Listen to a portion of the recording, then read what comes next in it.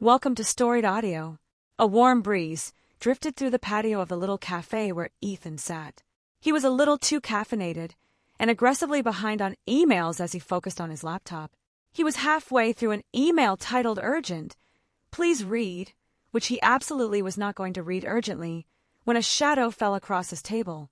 A young woman stood there, slightly out of breath, eyes bright with the kind of determination usually reserved for people chasing buses. "Hi," she said. "This is going to sound weird, but my cousin was supposed to join me and my boyfriend for a double date. Her date bailed. She's never met him, so would you pretend to be him? She's on her way. You have about 10 seconds to decide." Ethan blinked. He looked at his laptop. He looked at his lukewarm latte. He looked back at her. "Sure," he said, because why not add identity fraud light to his Saturday? Her face lit up. "Thank you. You're a lifesaver. Or at least a dinner saver." Minutes later, Ethan found himself standing outside a restaurant, mentally preparing to answer to the name Brad if necessary. Then he saw her, his date.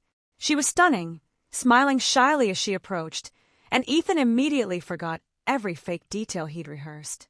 Dinner was shockingly great. Conversation flowed like they'd known each other for years. The cousin and her boyfriend kept exchanging looks like they were watching a nature documentary about two rare birds discovering mating season. Ethan didn't even have to lie much.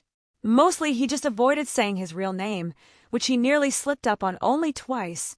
3 times if you counted when the waiter asked for it and he panicked and said bread. They all pretended that didn't happen. By dessert, the whole charade had somehow turned into the best date he'd had in years. When the night wrapped up, she stepped close, kissed him softly on the cheek, and slipped her number into his hand. "I'd really like to see you again," she said. Later, she asked her cousin, "So, how long have you known him?" Her cousin tried not to smile. "Oh, not very long," which was technically true, but also technically hilarious. Turned out the accidental setup was the best one she'd ever orchestrated.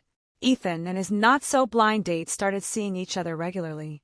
No fake names, no emergency recruitment, no pretending to be a guy who didn't show up. Just 2 people who met by chance, thanks to a bold cousin, a missed date, and a man who said yes before he could talk himself out of it. And they were happy, genuinely happy together. Subscribe for more audio stories